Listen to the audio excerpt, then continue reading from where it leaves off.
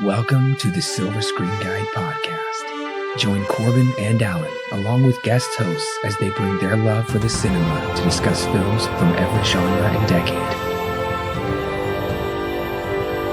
Learn about the history of the film, little-known facts, and insightful explorations while they enjoy discussing your favorite film.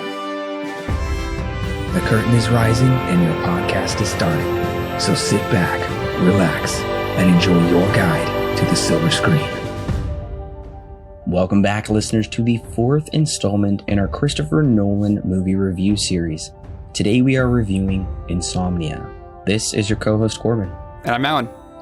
And I just gotta say up front, I am a little bit under the weather. I've been getting over it. Don't worry. I have not been infected with the coronavirus, thankfully. It is a run-of-the-mill cold, and it is spring here in this hemisphere, and did not treat me well. So I'm getting over it. Hopefully I sound okay. Hopefully my voice just sounds like the usual golden honey it always does to your ears. Now, have you seen Insomnia before, Alan? This version. Oh, yes. Okay, so this version I have seen. I've only seen it once. It was definitely during my college years. I remember that much. Because this was, at the time, one of the few Christopher Nolan movies that I had yet to see that weren't already coming out. Like, I think at the time it would have been Interstellar. So yes, I've seen this one time, and I don't remember too much of it coming into this review. But I remember thinking it was okay for a Christopher Nolan movie, at least. That is my thoughts exactly, because I had seen Insomnia a couple years ago when I was in college as well. And I remember I watched it with my girlfriend, now my fiance. And I remember thinking, I'm curious to watch this movie. It's Christopher Nolan. I like his work. And the shot of Al Pacino in the mist, I would say, is iconic. Yeah, that shot of him in the mist is kind of what people, I think of when they think of Insomnia. That's kind of like the poster of the movie, too. It really is. So I watched it. I didn't know a thing about the plot, and I definitely didn't know this was a remake of a Norwegian film that had came out about 5 years earlier. And I don't think that film got really any recognition, and I still think people don't know very much about it, unfortunately. Right. But my thoughts exactly. When I finished the movie, I thought, well, that was okay. So I really wasn't too overwhelmed by the film. But, now that we both have our SSG goggles on, maybe we'll think something completely different. Right. Yeah, I knew going into this that this was a remake of something. I just didn't know what exactly until I started researching for this review. You're right. It's a 1997 Norwegian film of the same name that came out in 1997. I haven't seen it. I hear that you have seen it, though, Corbin. I did. I watched it the night before I watched the film we're reviewing today. I really wanted to know where the story came from, where they got the source material from. And I do highly recommend that film, listeners. I highly recommend the original Norwegian film. The cinematography and the use of colors. And also, it's like way up at the very tip of the world in Norway. And I really do love murder mysteries from that part of the world, particularly like most people have heard of The Girl with the Dragon Tattoo, which takes place in Sweden, which is literally right next door to Norway. It gives you a very similar feeling. The writing is incredible. Stellan Skarsgård, who most people probably would know from Thor. He is the scientist in that film. Yeah, he's a lot more popular now than he was back in 97.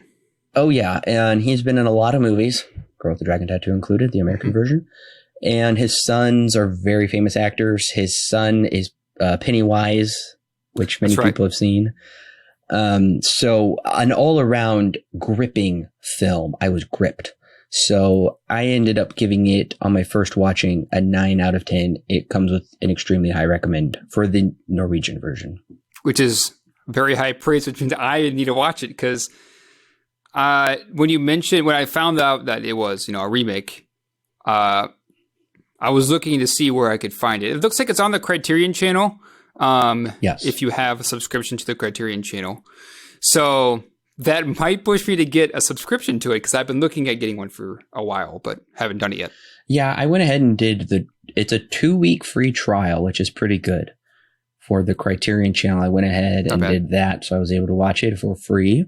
And the Criterion channel just has every movie lover's dream on there. So I do highly recommend you check it out that way. Now, what I'm pretty surprised about is Insomnia came out. It hadn't even been it had been just a little bit over a year actually since Memento, because Memento came out March 2001. Insomnia came out May 2002, which means Nolan had to just like turn around to make this movie. Right. So I'm guessing that Memento came out in around, I think he finished Memento around probably beginning of 2001, but it was definitely finishing up in about the end of 2000. So yeah, he would have had to, turn around pretty quick to start working on Insomnia. At least this time around, though, it wasn't an original picture. It actually had some basis of a movie that came out a few years earlier. But you're right. It is a pretty quick turnaround, especially from what we're used to now with Christopher Nolan, where it's really about every 2, sometimes 3 years he'll release a movie. So yeah, it is a pretty quick turnaround from his previous work, Memento. And I mean, he brings in his composer, David Julian, which he had worked with on his previous 2 films. And also Wally Feister is back with doing cinematography. A completely new writer just to the screen as well, Hilary Seitz. Mm-hmm. She had never done a full-fledged theatrical film before. And the only other movie it seems she has done since is Eagle Eye with Shia LaBeouf. Oh, wow. That's a movie I haven't heard of in a long time. I actually just rewatched it. My fiance had never seen it. And really? I kind of was like, let's watch Eagle Eye. I just pulled it from my collection. So I recommend you return to it. Now, one thing I did notice that was kind of interesting is the producer roles. Yes. Let me pull it up real quick. Executive producer George Clooney and Steven Soderbergh, who, even at the time, the name George Clooney was pretty big. Steven Soderbergh has gotten bigger, I would say, over the years. But interesting producers, I would say, for this movie. Yeah, when I was watching the opening credits for the film, it said exactly what you said. I thought, George Clooney? Mm-hmm. What? And Steven Soderbergh saw Memento and is like, this Nolan is the next big thing. Yeah. Because Soderbergh is an independent director as well, who would go on to become very, very critically acclaimed. He was nominated for Best Director twice in the same year. Right. So he was up for Best Directing twice at the Oscars, like at the same time, which I've never heard of that before. Right. Yeah. He's definitely one that's become a lot more critically acclaimed. I just don't understand exactly what Clooney is doing. And that's the missing piece to this murder mystery for me is there's this kind of, nobody really knows about this 97 Norwegian film. Yeah. And George Clooney and Soderbergh, they're like, let's remake this. It's been a couple years. Let's remake it for an American audience, bring in Academy Award winning talent. Right. And let's give it to this up and coming Oscar nominated director for his 3rd film. It's just weird. It is really weird. And like nowadays, I mean, seeing American renditions of foreign material is nothing new. It happens quite often. But this is something that I don't know how popular it was, because at least with what's happening nowadays, it's, of popular mediums or of popular franchises. So it makes sense why they would make an American version of it. But this is weird. A Norwegian film that, I mean, I haven't heard of until now. And I would assume not very many people have heard of until when they remade it for the American version. So I don't know. It is very strange, all things considered. And why in the world did they release this May 24th? Like, that's like the blockbuster summer season is underway. This film really has no business being in the roster at this point. Yeah, our rated R murder mystery. Yeah. Being released right at the beginning of the summer. It's it's strange, the release date and what they're trying to go for with this movie. And you brought up a good point. This is Nolan's final R-rated film so far. And the story is much more straightforward. Yeah. Is linear storytelling, unlike his previous two films. Right. The staple that we noted last time in Memento is not really present here, where it kind of jumps in and out of time. That will happen later in later works. This is very much a departure from that idea, or that filmmaking style that he has. I couldn't help but notice this is his lowest IMDb rated film, a 7.2. That's fine. That's really nothing to write home about. Yeah. But considering his last film, Memento, has an 8.4, that's a huge drop. Yeah, especially for a director who is as renowned as Nolan. A 7.2 on IMDb is really low, all things considered. Now, I would argue that the rest of the scores paint this movie in a much better light, because IMDb definitely has the lowest of all the other scoring websites that we look at here on the podcast. So while IMDb has it as 7.2, the Metascore is a 78, which is a pretty good score critically. Oh, yeah. Cinema Score is a B, which is still pretty good, although that one is kind of low still. That's low, yeah. Yeah, Rotten Tomatoes at a 92% critic rating, which is very good, and a 77% audience rating, which is still pretty good, and then a Letterboxd score of 3.5. So it kind of looks like critics loved it, and audiences were either on the grounds of it's good or it's okay. They seem to have, there doesn't really seem to be a very, concrete audience score here, outside of, okay or pretty good from the audience, I would say.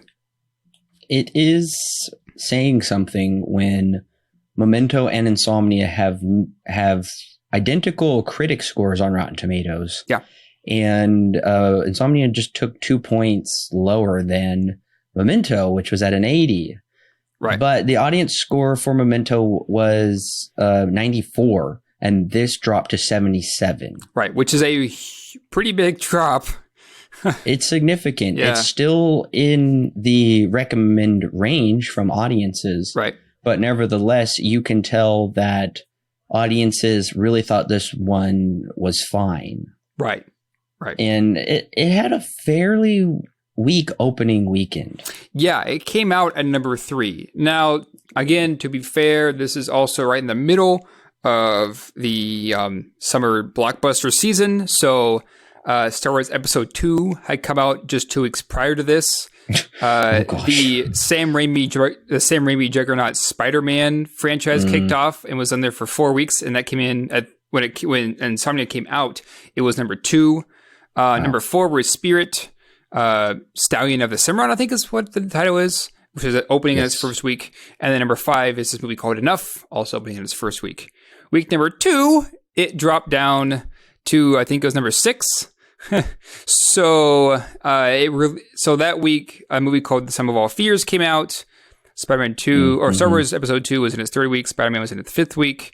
Undercover Brother was released also this week at number 4, and then Spirit after that. And then in week number 3, it dropped to number 8. So yeah, its theatrical run it's pretty weak. For opening weekend is, I would say that's pretty weak. The budget is not very big, $46 million. Right. But it at least went on. It was not a box office failure. It made some pretty good profits at the box office. That's right. Yeah. Budget of $46 million, opening weekend of 20.9, which isn't great. But domestically it ended up getting $67.3 million, which is not double, but it is over their budget. Where in the foreign markets, they got $46.4 million with a worldwide total of $112.6 million. So all things considered, it did make its money back. It did pretty all right in the box office. And to be fair, given that this is a rated R flick coming out in the summer, it did do pretty all right given the circumstances that it's in. If this was rated PG-13 and it was more family oriented, this would be a complete bomb. But I wouldn't really consider this necessarily a complete bomb. No. Just, it didn't do great, but it did all right. Again, all things considered. And I think in some ways that's also what attracts at least producers to Nolan. Yeah. Is that he's able to take a small budget and no matter what, get critical success from it and at least make a well enough profit to keep him working again, because his previous two films had almost nothing budgets and the profits were very significant. In a way, this almost feels like they were testing Nolan. Maybe. And they're like, we're going to give you a very audience summer type movie. And we're going to see what we're going to give you. You're going to work with veteran actors and we're going to see what you can do with this. And also you have less than a year to get it out. Right. And to finish it up. So to me, this almost feels like a test to prove his worth, because everybody's like, he's the next big thing. And they're like, let's have him in some ways kind of remake Silence of the Lambs with a lot less money and a lot less. I don't know. Do you kind of feel that way too? I could definitely maybe see a test coming from this movie where they're like, okay, well, he made Memento, which was like insane. What can he do with something like this? So yeah, it does in some ways feel like a test for Nolan to see what exactly he can do and what the audience would react to something that he would do. So yeah, it is an interesting, even in his lineup of movies, this is probably the one that I would consider to be kind of the one that's, it's weird in its placement. It doesn't feel like it's much of anything else that he would go on to do or has done before. Yeah, and that is reflected. This is his fourth lowest grossing film worldwide and domestically. Right. And it's interesting because he will go on to make another film in a couple years that will have a lower grossing than this one, actually. Oh, really? Yes. Oh. We'll talk about that one in a few weeks. Yes. Now, okay, let's say it is 2002. And you got to be like 17 to see a rated R movie? Yep. Something like that? All right. You and I are 17 and we see this trailer on TV. Will the trailer get you into the theater? Honestly, this trailer kind of paints it out to be just a generic, a very generic murder mystery. There's a death of some kind, usually the cliche way of going about it is there's a death of a girl and the killer is some maniac. That's kind of how it's painted out to be in the trailer. So I don't know. I don't think I would be very intrigued to go see it. I think it would look kind of cliche, I guess would be the best way to put it.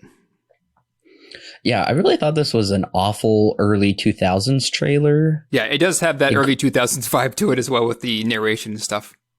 Yeah, the narration, the editing, it's very generic. It's also very inaccurate. Yeah. Because they clip dialogue from certain points of the film to make this out to be the story is completely false. They paint in the trailer. Yeah. And it kind of gives away the whole movie in a way. Yep. A lot of the plot beats are exposed in scenes in the film. So I wouldn't go see this movie based on the trailer. I wouldn't be there. Yep, same. All right. Are we ready to give them the plot? I think so. All right, listeners, if you haven't seen Christopher Nolan's Insomnia and you don't want the film spoiled for you, go ahead and click pause right now. Go ahead and watch the film and come back and click play, and we'll be ready to talk about it. Detective Will Dormer, played by Al Pacino, and partner Hap Eckhart, played by Martin Donovan, are sent to Night Mute, Alaska to investigate the murder of a 17-year-old girl. Upon arrival, they are greeted by a new detective in the town named Ellie Burr, played by Hilary Swank, who was a big fan of Dormer's work. Unfortunately, partner Eckhart reveals to Dormer that an investigation has been launched on a past crime of his, and knowing the secret, Eckhart is going to come forward with the evidence against Dormer for his own immunity, meaning that those who Dormer locked up would go free. After luring the murderer to the crime scene, Dormer, Eckhart, and the Night Mute police force chase the suspect into the dense fog. Dormer fires, thinking he's caught the murderer, but turns out he's accidentally shot his partner. Being a town where the sun never sets this time of the year, and investigations with the murder of Kay and the shooting of Eckhart, his partner, Dormer is plagued with insomnia. Dormer receives a phone call from the killer claiming that he saw Dormer kill his partner. The two meet on a ferry where the killer, named Walter Finch, played by, surprise, surprise, Robin Williams, reveals that they need each other. Finch never meant to kill Kay, and Dormer never meant to kill Eckhart. They decide to plant the evidence against Kay's boyfriend, Randy, to save them both. Ellie, however, is hot on Dormer's trail, though neither of them realize it. She finds a 9mm casing at the crime scene. Remembering Dormer always carries a 9mm sidearm, she starts putting the pieces together. A tired Dormer reveals to the hotel clerk what happened with the investigation that Internal Affairs is looking into. There wasn't much evidence to lock away the murder that he was investigating, so Dormer ended up planting some in order to make the decision more concrete. Ellie heads back to the Finch's lakeside cabin only to be overpowered by the man. Dormer shows up just in time to save Ellie. Dormer and Finch end up shooting each other. Finch falls into the water, while the sleep-deprived and now dying Dormer lays down on the dock. Ellie tells him that she's going to throw away the 9mm casing she found, but he tells her not to, as it is the truth, and not to let go of that.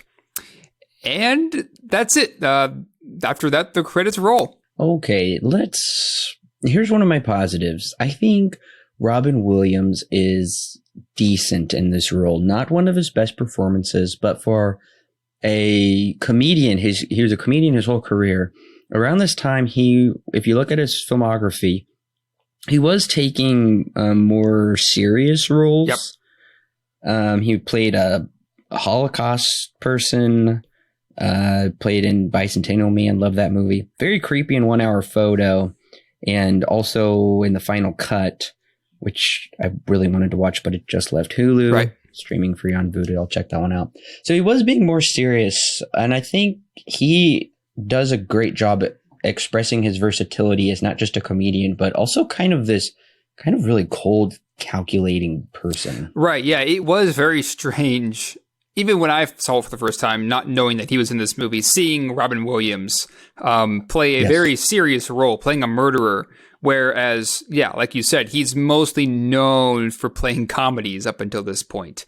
So yeah, I was surprised when I first watched it to see Robin Williams in this role, but was also, again, surprised by, I guess, how fitting he is for the role that he's given. Because as much as he's trying to give off, that he is this, I guess, murderer in a way, but also somebody that kind of feels like they have some kind of psychological disorder. I think that because of his reputation, it helps feed how, I guess, impactful his role is in the story. Because being a comedian and then seeing him this serious for the runtime of the movie, it gives off weird vibes. So I ended up enjoying his performance. I think partly because of his reputation and partly because of the performance that he gives. And he made this movie very enjoyable for me. At least probably the second half of the film is he's very cold on the phone, but he always has this almost a little bit of a laugh. He says almost as if reality is everything is just like too much to believe. So instead of giving into it, he's just going to like give a little chuckle almost. Right. Just that little hint in his voice does make him unsettling and kind of set you off with his character. The other thing that I do like is I would say he's given pretty good dialogue. Mm-hmm. And for a murderer, he is seemingly the only one that can speak truth in certain scenarios, because our seemingly protagonist is ever going down the slippery slope into lies and cover up. Right. And it's amazing because the murderer character is manipulating our protagonist without the protagonist seemingly realizing it. One of the lines I really liked is when he said to Dormer's character, he says, "It doesn't become the truth when you decide to tell it. Mm-hmm. The truth is beyond that." And that's definitely a point of Nolan films that we've seen so far and this film absolutely plays with the idea of subjective reality, because it's constantly saying, what did you see? Right. And what actually happened? And we know the objective reality of it all, but the characters are constantly trying to manipulate reality in order to save themselves. Yeah. I think that's probably my biggest positive is its, I guess, view on what exactly is truth. Because we do know that while, and this happened in the past case for our main character, for Dormer, that there just wasn't enough evidence to lock away a murderer, right? So he ended up going in and planting evidence. So he's twisted the truth in some way, even though the murderer may have even deserved to go to jail in his eyes. There just wasn't enough evidence to lock him away, to make that decision concrete. And so I like that idea that our main character, whose reputation is on the line and who is trying to do the right thing, you get to see how he kind of wraps himself up into this lie that he tries to make the truth, that they're going to blame the boyfriend. Even though he killed his partner, they're going to say that it was the murderer who did it, and they're going to blame the murderer as the boyfriend, right? That's the whole plan. And so I like when at the end, you kind of get to see him change, and he goes, no, the truth is the truth. And it's going to look worse in the end if I don't give it away. And there is a line in here where they say, do the ends justify the means? And he kind of comes, I like to see that idea of him coming to terms with that quote and realizing the error of his ways there in the end. I ended up enjoying the truthful aspect of this movie and its viewpoint on that. I did highly enjoy that scene where he reveals to the hotel receptionist about what he's done, which does clarify the whole IA investigation and why he potentially killed Hap. Right. Because I will say I found that very confusing when Hap brings it up at dinner. Clearly they know information that's being withheld from us. Right. And I feel kind of lost during that whole IA thing. And I'm thinking, what is going on? But regardless, when he does reveal that he planted evidence, and we get to see, because in the beginning of the movie, we see somebody with gloves on kind of rubbing blood into something, and we have no idea what that is. I'm assuming it is the murderer. We're seeing flashes of what the murderer has done. Right. Even though they're kind of overlaid with the waking dreams of our protagonist here. And I'm thinking, how could the protagonist know that stuff? He's not really haunted by this murder. He's haunted by what he's done. And once we do get that reveal, I felt that paid off. I felt like it kind of was coming a little too late because I was just kind of lost on the whole thing up until then, but I did like the reveal. Right. Yeah. They do kind of give you enough information. You know that there is going to be, the police chief is launching an investigation into a previous investigation he was in, but all the details aren't there quite yet. And I do kind of enjoy that we get all those details from his realization of what exactly is the right thing to do in the situation.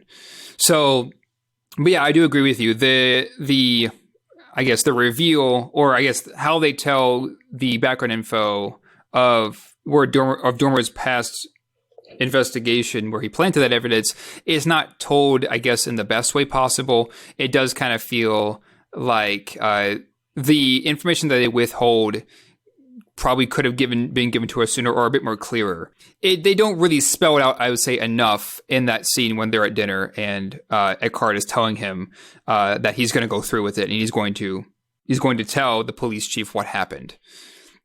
So yeah, I would agree with you. I wish that they would have told us more on that, given us more information. And I would agree, because coming off of the original film, that motivation or character backstory is nowhere to be found in the original movie. So then this frustrated me, that I just thought that maybe they're grasping at straws to create more of a conflict than was necessarily needed within the situation.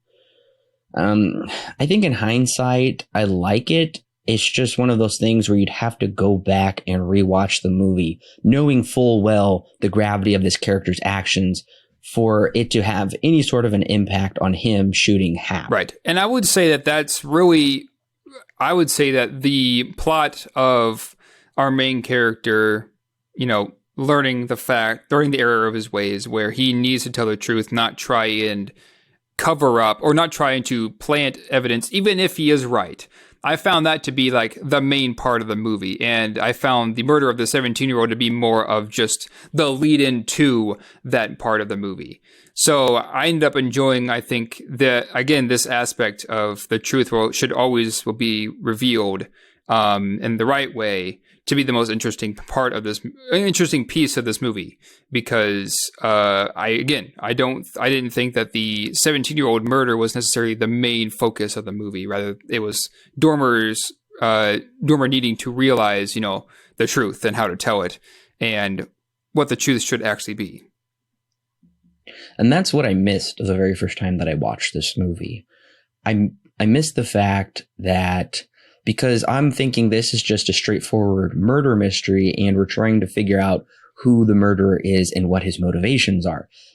And the way the murderer is revealed and his motivations come about, it's really just told to us, and it's very nonchalant. It's not a big twist, which left me feeling very disappointed in my first watch. But I would say what really helped me realize this was when I did watch the Norwegian version, and I thought, oh, this isn't really about the murderer and the death of this girl at all. This is about how our protagonist becomes the villain ultimately. And it just so happens that he accidentally shoots his partner while investigating it. And that becomes the main crux of the story, is this character study of how this seemingly great guy will go to great lengths to save himself, and how ultimately destroys himself. That's the core of the story. And that story, at least in the Norwegian version, is fantastic.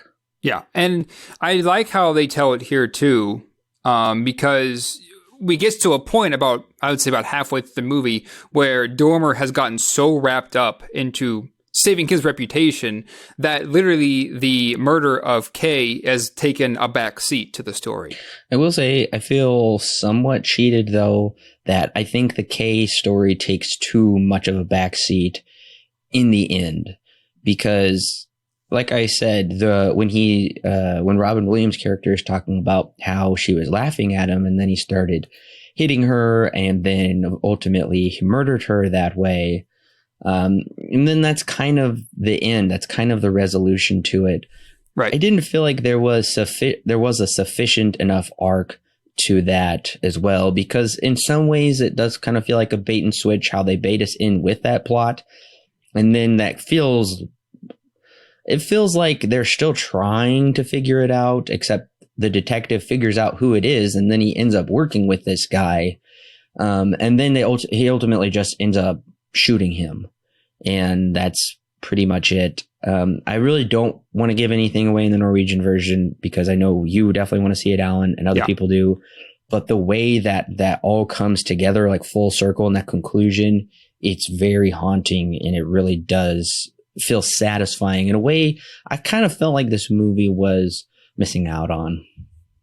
That didn't bother me, I guess, nearly as much as it bothered you, because I was on board for the story that I think Nolan was trying to tell, and that is the Detective Dormer trying to scramble and save himself, more or less, save himself and his reputation, instead of, figuring out the truth to this murdered 17-year-old girl and revealing that to the police. Instead, he's trying to cover it up and save himself for murdering his partner and using that as a crux to do so. Yeah, I will say it's just better utilized in the original version, because the detective figures out a way to use Kay's murder essentially to his own advantage. Yeah. And how to save himself. And I think the gravity, like the depths that this great detective has fallen, is highlighted so much more. And I feel like we're missing some of that as well. Okay, I got to know right off the bat, because I think a lot of this movie rests upon Al Pacino's performance. What did you think of his performance? I thought he did very well. I think where he mostly shines for me is how he displays tiredness, because especially when you get into the later half of the movie and you get to see how much, in Insomnia, also the title, is starting to wear off on him, and how that's also affecting the situation, and how he and I think this is even a line in the movie, the truth never sleeps. And so I found that to be, that performance of him showing tiredness, I found that to be the most intriguing part of his performance. Overall, I think he did pretty good, but that was probably the standout portion of it. I wasn't in love with Al Pacino's performance in this movie. I really wasn't. I thought he did fine for some sections of it. I guess sometimes his just kind of fly off the handle attitude, I understand that's who he's supposed to be, but I didn't really feel it. And one of the things that I was disappointed with is I felt he had an inconsistent crisis of conscience, and I didn't feel that was authentic. Because at times he was completely fine with trashing on these teens, and then when he realizes that the killer is forcing him into framing the boyfriend, then he's really disturbed by that. Which, gosh, I really don't want to give anything away for the Norwegian version. Because, and it's just so hard not to compare them, because, like I said, it basically recreates the entire plot of the film, but drastically changes character motivations. And I'm just not seeing it played out as well here in the American version. But regardless, with the version that we get here, it just doesn't feel consistent, because he's willing to do some very bad things, but then at the same time, he's worried about other people as well. I wish that we would have just watched him just go completely downhill and stuck with that. Mm-hmm. I would say, I think the reason why I'm not so bothered with him going way straight downhill is because it's playing all within his mind. It's all the truth. It's all, everything that he's doing, he's painting what he would present as the truth, right? So it's all within his own mind and all within his own hands. And so I didn't think that necessarily was an issue for me. Although I will agree with you on this part, I don't think the film is necessarily all that deep with the subject matter that it goes into. I think it's rather surface level, which is a negative for me. But it sounds like the Norwegian version does do a better job at exploring some of these avenues more so than the American version of Insomnia does, which makes me even more excited to go watch it. But yeah, I will agree with you on that part. I don't think that this film utilizes everything that it lays out to its full advantage. I think it does so in a very good way with what it does. But I think that, yeah, it could have been taken probably a little bit farther than it actually did. And that's something that troubles me with this American version is I'm thinking that there are points within this screenplay where characters just spill their motives all over. And it leaves very little room for ambiguity or for us understanding why a character does a certain thing.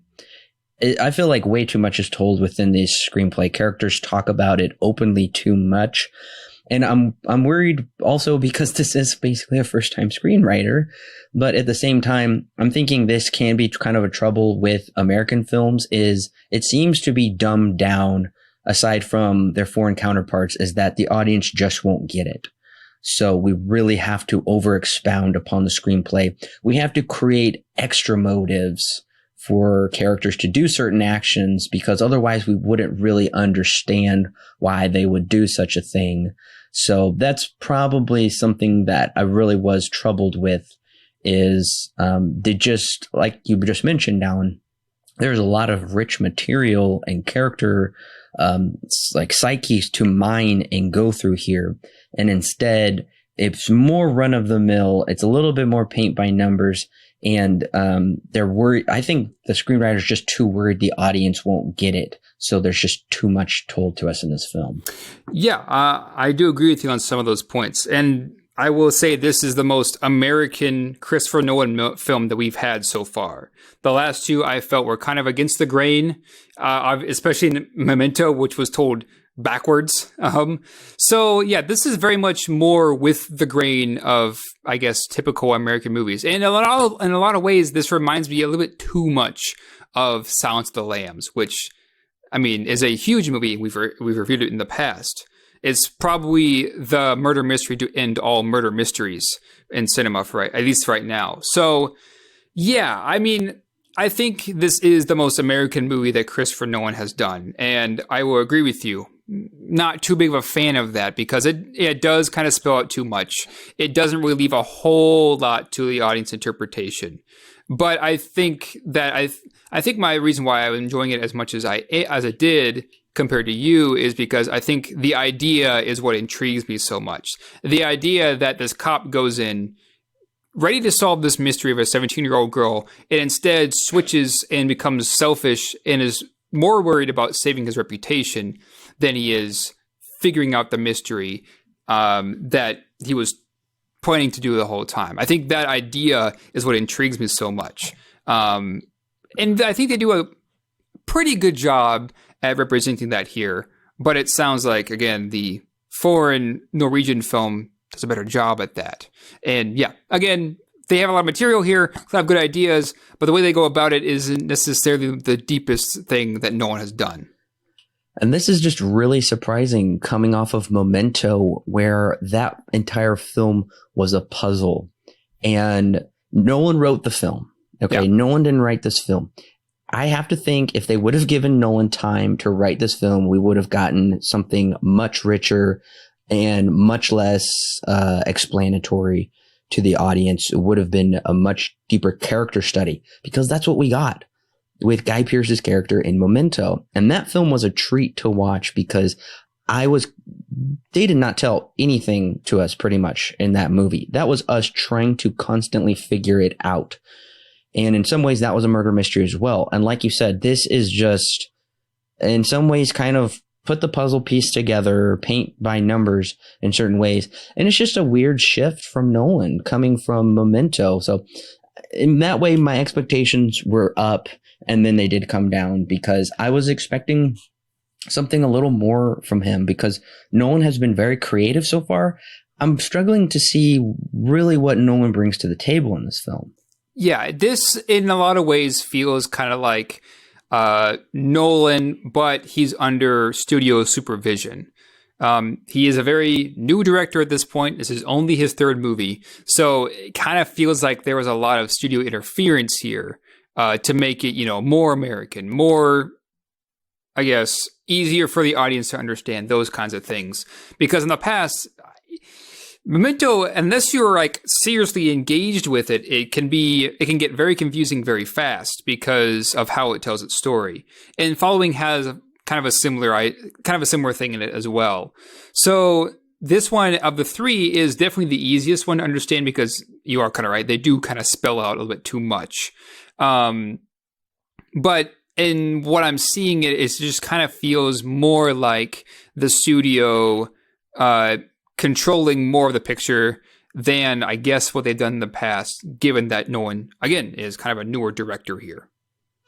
And, I could also understand, I would be pretty nerve-wracking if I'm in my early 30s and I've done 2 modest sleeper hits, and now they're like, we want you to work with Academy Award winner Al Pacino and Robin Williams. Oh, George Clooney's funding it, by the way, and you have a budget that's 10 times whatever you've ever had. Right. And that's scary. And, he's bringing on his people. He's bringing on his DP and his composer. And he's also working with a brand new writer. It's just, it's weird. I would say this film didn't need to be remade. Oh, I'm in with the first you. place. Yeah. And I know both of us feel that way about remakes in general, is they're just usually largely unnecessary. And that's kind of what I'm seeing with this movie. Okay, now I'm very curious to know what you think of Hilary Swank's character, because she's pretty much a new character. In the original film, he does work with another female detective, but she doesn't play as large of a role, and she's a little more cunning and not this goody two-shoes kiss up. Yeah, she definitely feels like the Jodie Foster of the movie. I just can't look past her looking or feeling a lot like Jodie Foster's character from Silence of the Lambs. But that aside, I think her role is very important because she's very innocent compared to Dormer, who is kind of the complete opposite of her. And so she's the one who finds out the truth, like the actual truth of what happened. But at the end, she's willing to give it away, right? And so I think that and then of course her are not to. So I think Hilary Swank's character, I think she's very important. I think Hilary Swank does a pretty good job. However, I never really found her character to be super engaging. I think the role is very important for her, but I think that I wish there was a little bit more to her character when it came to, I guess, her motivations and her actual like character traits. That didn't feel like there's a whole lot there. Yeah, and she is very much like Clary Starling, as in she is a new rookie on this case, interacting with veterans. Yeah. I will say, and will you agree with me, though, that Jodie Foster's character is better written? Yeah, and I think part of that, too, is because she's the main character. Hilary Swank's character is very much a side character. So, yeah. Yeah, I'm just disappointed, though, that Hilary Swank has almost no backstory here. Yeah. Aside from she studied his case in the academy, and because she studied his case, she was able to figure out that he uses a secondary gun, which we watch him pull out and use. You kind of have to do a little bit of like mental gymnastics to figure some of that out. And at the same time, it's a little bit too serendipitous that she was the one that did his case file and she remembered it. So she goes back and reads it, right, and she figures out the bullets, which that got confusing for me. Yeah. Yeah. I think they made that a little too confusing there was like 3 different guns possibly, and different bullets. I don't know. Yeah. I think probably the most interesting part with her character is the parallel relationship with her and Dormer, and then Finch and Kay, because Finch kills Kay, right? In the beginning, to start this whole thing, because she fell in love with him to kind of to get away from her boyfriend Randy at the time, and so she found more solace in Finch. And then Finch ended up killing her because she was laughing at him. Same can be said about Dormer and Ellie, because Ellie is very innocent. She's brand new to the Force, and she looks up to Dormer. And Dormer, at the very end of the movie, she almost throws away evidence to save her idol, more or less. She's willing to throw away the truth that she has in her hands, even though she found it out herself. To let him, I guess, be free of what would happen to his reputation. And so in a lot of ways that there's a parallel between those two relationships, because just like how Finch killed Kay, I'll get these names down, just how Finch killed Kay and kind of tore away her innocence, the same could be said about Ellie and Dormer, how Dormer could have removed that truth and innocence from her character, but he chose not to and learned something from Finch. Got the names. Okay, here you go. I think that's a great parallel, Alan, and I think you should have written a script probably because I love the connections that you're drawing. I just wish they would have been better presented within the story that we see on screen. Right. Because I don't think unfortunately, we're not given enough time with Kay and Finch. I think that should have been explored a bit more. And then I think there should have been visibly those parallels, such as Finch would buy Kay expensive dresses or certain things. And you're right, there is a parallel there. But I would have liked to have seen... yeah, you're right. These names are just kind of, they're a bit to juggle here. Yeah. I would have liked to have seen Dormer ask certain things of Ellie that would have challenged her conscience or her way of thinking of doing the right thing. And usually he just kind of brushes her off as an annoyance sometimes, but I do really like it when it does come down towards the end. And she says, you know what, I know your heart was in the right place, even if you kind of messed up a little bit. So I don't want your reputation ruined because of that. And he says, no, don't lose your way. Right. I do love that part. And so in a way, this man does give a good example to a young female, whereas Finch tries to explain his using and taking advantage of Kay. Unfortunately, I love that idea, and in many ways, that's actually completely absent from the Norwegian version. So I really love what you brought up. I just wish they would have done a better job of depicting it, because I think they missed that opportunity as well to really hone in on that, unfortunately. Yeah, I can see that. I never really found it to be anything that I felt should have been more explored, because this is one of the more subtler parts of the movie, is the relationship parallel between our villain and hero. So... yeah, I mean, considering everything else that is kind of spelled out in this movie, this isn't nearly like that. It's a bit more subtle than everything else that's presented here. But I think that's probably why I enjoyed her character as much as I did, is because I see how much importance she has for our main character Dormer here, and relating him again to Finch and Kay. I found her character to be mostly unnecessary and somewhat obnoxious. Not as obnoxious as the detective with the mustache, though. Yeah. That guy was an unneeded extra character.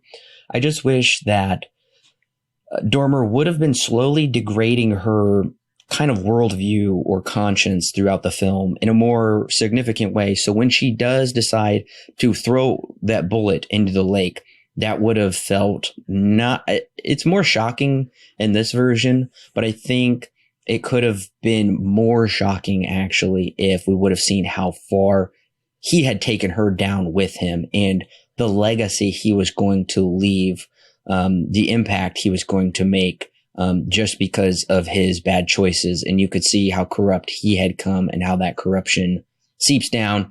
It's presented here, just not presented as well as I would have liked. That's fair.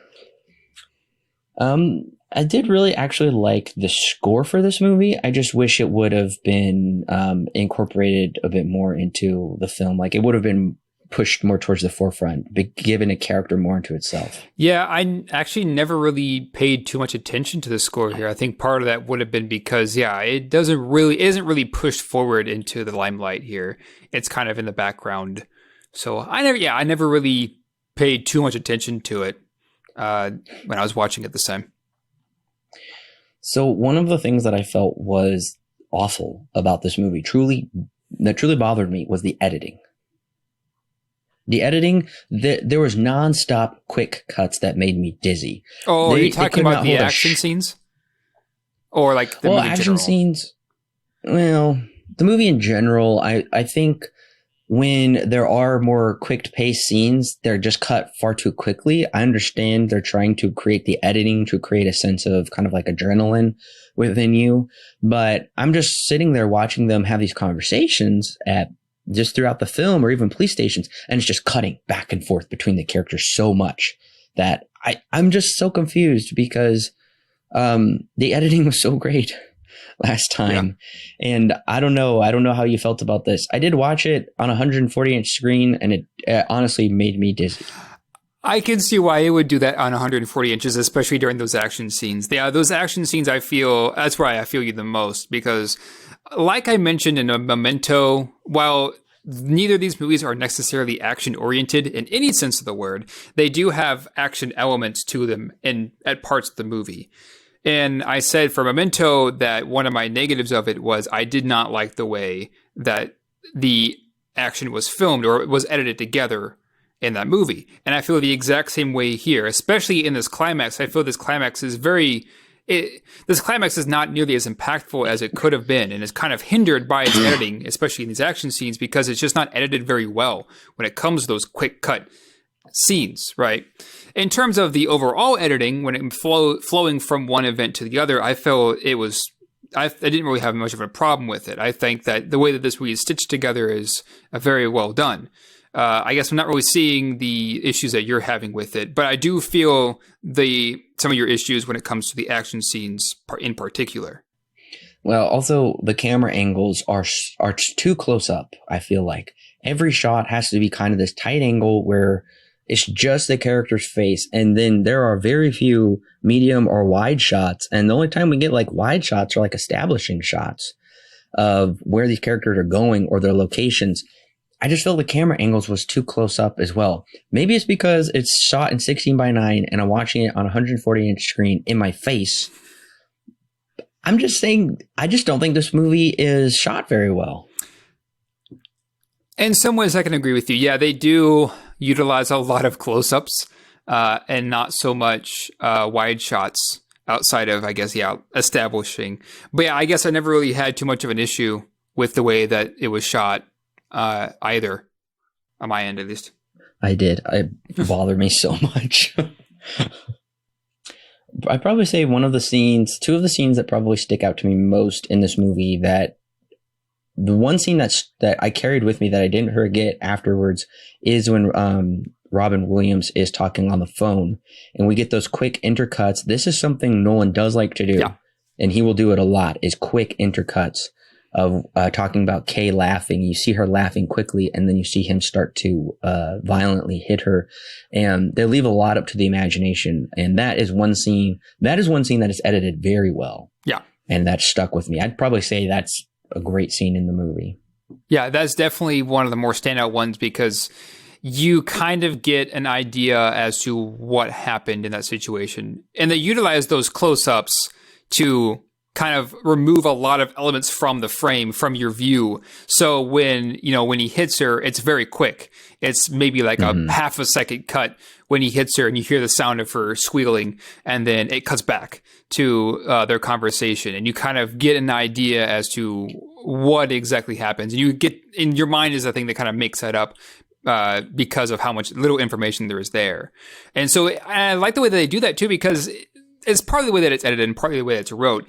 The villain it's kind of hard to pin down what exactly this villain this villain's personality is, because in some ways it feels like he has like a personality disorder, but then in some ways he feels kind of normal.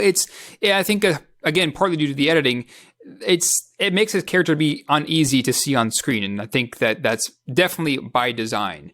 So yeah, these quick cuts, especially the scene that you're talking about, I think do a very good job at kind of still confusing the audience as to what kind of personality the killer has. And one other thing that I will say I thought they utilized very well is the setting in Night Mute, Alaska, where it is essentially perpetually daytime. Yeah. And it's not a sunshiny, happy daytime. It is a very limbo-esque, this very dreary daytime where you don't know when scenes are taking place. And that really struck me when I first watched the movie, where he said, he's like, I want to go to the school and talk to him right now. Yeah. And she said, it's 10 o'clock at night. And then him and the killer will be on the phone and it'll be 3 a.m. Right. And it's still daytime, or it'll be past midnight and they'll be driving around. I think that's actually very unique. We have films like Dark City where it's perpetually nighttime, but rarely does a film make it perpetually daytime. And so I would say by the time you get through this movie, you're probably feeling almost exhausted as our main character here, how he can't catch a break. He's being bombarded from all sides, and even the landscape is a menace unto itself towards him. Yeah, I think that's the reason why I think I found Al Pacino's performance as, I guess, impactful as it was, is because both times that I've seen this movie, I always come out of it feeling tired in a way, because he does give off exhaustion very well. And given the setting, it's very confusing because there are no night scenes anywhere in this movie. So yeah, you're right. It is kind of unique in that aspect where every scene is filmed during the day. And even though it may be 10 o'clock at night or midnight or 3 a.m, the sun is still shining as if it were 3 p.m. So yeah, I think that's one of the more interesting aspects of this movie is its sense of time. And it's kind of, I guess this is kind of Nolan putting some of that time skewing elements to his movies, where we don't really know what time of the day it actually is. Even though this movie really is pretty linear, that's one thing I think he does very well, is he confuses the audience by what time of the day these events are taking place. They don't spell that out at all. Yeah, I would absolutely agree with that. And I think he did a great job in Memento of confusing us. More of a kind of like spatial awareness, like location you were very confused on. This is definitely confusing us on time because it seems to perpetually never end. And you'll notice like our main character, like his wardrobe doesn't change very much. And most of the characters' wardrobes are very slight changes, which I think was a very smart idea to create that sense that it's almost like this prolonged nightmare up at the top of the world, essentially. And it's a very barren town, and crime isn't very common up there. And everything is just kind of shook up in this very drastic way. So that part of it, I really love, actually. I got to say this real quick. I would be remiss if I didn't say that there is so much taken from Twin Peaks, the TV show, within this movie. I haven't seen Twin Peaks. I've only seen production stills, but I can see that. As from my limited knowledge of Twin Peaks. It's just funny because we both, I believe it was when we watched Following, we said this feels like David Lynch's Blue Velvet in certain ways. And now I'm watching this, and I'm sure Nolan is a fan of David Lynch. Who isn't? Who wouldn't look up to David Lynch as a director and storyteller? And I'm like, wait a minute, because there are so many similar elements. Because Laura Palmer is the high school girl, and you find out that her boyfriend was cheating. This is not a spoiler. You figure this out in the first episode. Her boyfriend was cheating on her with her best friend, just like in this movie, and they call in a special detective from out of town to investigate the case. This is very, very... If you've seen Twin Peaks, which was on TV about 10 years prior to this, then you would have some familiarity with that. I love Twin Peaks, by the way. I've watched it twice. I need to watch it. Been meaning to watch it for years since now it's on Netflix. Gotta get around to it still. Well, Alan, what is your rating and recommendation for Insomnia? When I first watched Insomnia back in college, I mentioned this earlier, I wasn't too big of a fan of it. I think part of that was because I'd always heard this is the weakest Nolan film. It's very different from what he usually does. Those kinds of things. And so I went in with that mindset and came out with that same mindset. So this time around, I went in with an open mind like I usually try to do. And I was pleasantly surprised at a lot of elements, but at the same time, still feeling like there are things here that don't really feel very Nolan to me. So in an overall sense, I like the idea that they have here, where this detective goes to investigate a murder, but ends up trying to just save himself and his reputation instead. And it's the murder that isn't really the most important part of the movie. It's his reputation that he feels is the most important part. And I like that idea. And in some ways, they do a very good job at presenting that. In some ways, it feels kind of generic, kind of run-of-the-mill, your run-of-the-mill murder mystery story. And there's a reason why I keep bringing up Silence of the Lambs, because I feel a lot of Silence of the Lambs in this movie. So I like some elements. I don't like some elements. It's kind of a 50-50 for me. When it really comes down to it, I think I like it more than I dislike it. So I think for me, it's probably going to end up being a 6 out of 10 with a pretty mild recommend for me. I think it's good. And I was very engaged the whole time. I think my problem is, it is, as far as this retrospective is concerned, it is the weakest Nolan film that we've reviewed so far, and definitely the most cliche. Insomnia is a cheap American recreation of a phenomenal Norwegian film. Nolan directs, but he doesn't write. Cinematographer Wally Feister is somewhat more creative this time than Memento, but in many ways is more so a step back. His work pales in comparison to Erling Thurman Anderson's starkly cold vision. And sadly, Erling did pass away 6 months after the remake was released. First-time big screen writer Hilary Seitz exposes her amateur qualities by telling more often than showing, which creates a disconnect with our relating to character motivations. David Julian's score is the best element of this production out of directing, writing, and cinematography, and unfortunately it is given little play within the film.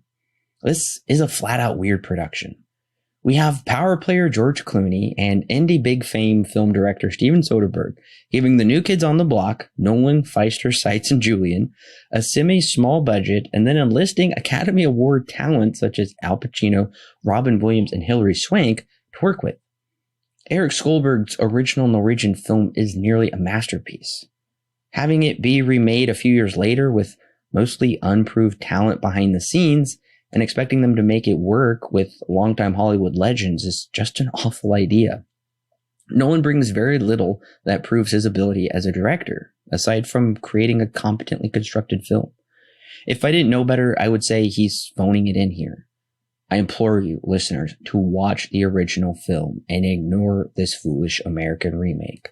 There's a reason Criterion released the Norwegian version and not this, and that this is one of two of Nolan's films that's not in the IMDb Top 250. Insomnia receives 4 stars out of 10 with a strong not recommend. Oh, wow. I was not expecting a 4. You know what? I was thinking about a 5 when I finished the film, a mild not recommend, and I thought, you know what? No, I gotta go with a 4. It's a strong not recommend. I really didn't like this movie at all. And to me, it's just hard because I have 2 versions of the film. I have the American version and the Norwegian version. And to me, as I've already said, the Norwegian version's a 9 out of 10. It's so much stronger. And then when I see this film, while I do like certain things that they change, it's just so unnecessary and there's so much of it that I just don't like. So I think that kind of tainted my viewpoint of this film. Let me ask you this then. Do you think your rating would change if you had not seen the Norwegian film? What do you think your rating would be had you not gone in with that prior knowledge? Just seeing it as if it were its own standalone movie, hadn't been remade or anything. Going into this movie and watching it without seeing the Norwegian one, I would probably land between a 5 and a 6. I think in some ways I might give it the very mildest of recommends, but I would probably still land on giving it a mild not recommend because I don't think there's enough uniqueness here to really make this film worthwhile. Like we've talked about, there's enough good elements, but it's just so weak. And I'm really not trying to compare it to Nolan's past effort, which you gave a perfect 10 out of 10 to. And now it fell so far for me. Like Nolan was just going straight up. And then I would say this is his weird black sheep in his oeuvre of films. Yeah. And this is also one that he didn't write. So I wonder if that has a lot to do with it. Because I think so. Memento, he all wrote himself. Following, he wrote himself with, I think Memento, he wrote with his brother as well. And I know in the future, he pretty much exclusively writes either with him and his brother or him alone. Right. Only very few exceptions where he actually branch out and take a picture that is written by somebody else. So, yeah. Well, Alan, are you going to pick this one up on Blu-ray, DVD, digital, or are you going to pass? This is a movie where I've wondered, should I buy that on Blu-ray? Should I not? Because you can get it for pretty cheap. I think you can pick it up for like $5 at Best Buy or something like that. Oh, really? Because Amazon is like $14 right now. Really? Yeah. That's stupid. I know. I remember seeing it for very cheap at Best Buy at one point. Yeah. But regardless, yeah, I'll probably pick it up. Like I said, I like it more than I don't. And I think I find enough enjoyment in it for me to pick it up. I wouldn't pay more than $10 for it. I'd probably pay $5. Yeah. But yeah, I'll probably end up picking it up. I'm glad to watch the original Norwegian film as well. And we'll see if that one's a pickup or pass. See if that one's a pickup or I pass on, but we'll see. Yeah, I will pick this film up. It's got to be a cheap price, though. And the only reason I'll pick this up is to complete the Nolan collection. So I have all of Nolan's films. Fair enough. I'll definitely buy the Criterion, though, of the Norwegian film. That's not a question. But I gotta say, so far, my average rating for the Nolan films, because this one I gave a 4, it dropped all the way to a 6 for the first 3 films. Yikes.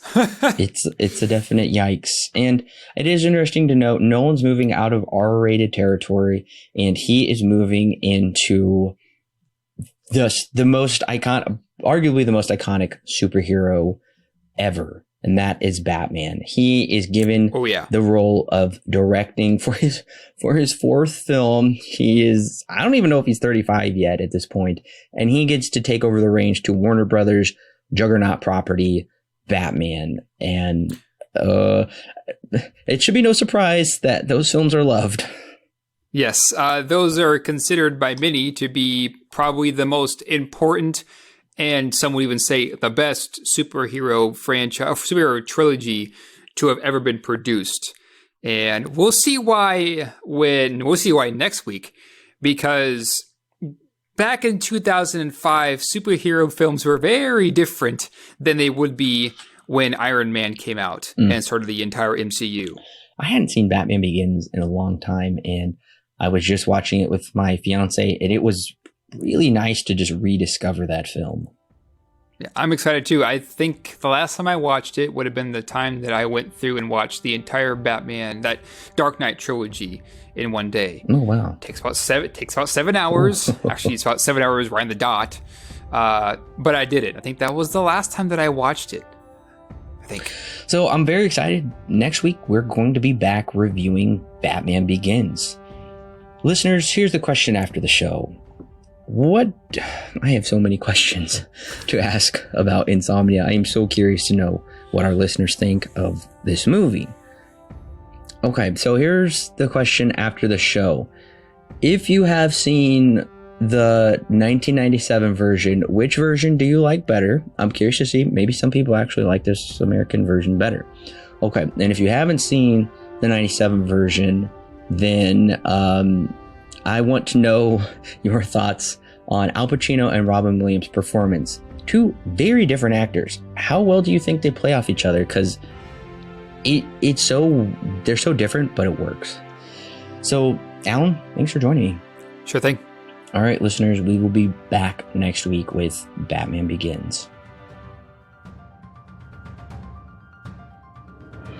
Hey listeners, it's Corbin. Don't forget to check out the exciting links in the description below that will connect you with more great movie reviews for your listening pleasure, and our YouTube, Facebook, and Twitter page, and of course our official website where you can read great articles and sign up for our free weekly newsletter. Also, if you want exclusive bonus content such as extra movie reviews, movie commentaries, and our thoughts on the latest movie news and trailers, plus more, then check out our Patreon page. It's a great way to help keep this show free, and it gives you great content that's yours to keep. All of that and more is found in the description below. Don't forget to subscribe whether you're on YouTube, Apple, Google, or Stitcher, or your favorite podcast service. And while you're at it, please leave us a 5-star review so other movie lovers can more easily find our podcast. We love talking about movies, and we love talking about them with you. So don't forget to share with your friends and family, and we'll see you next week, listeners.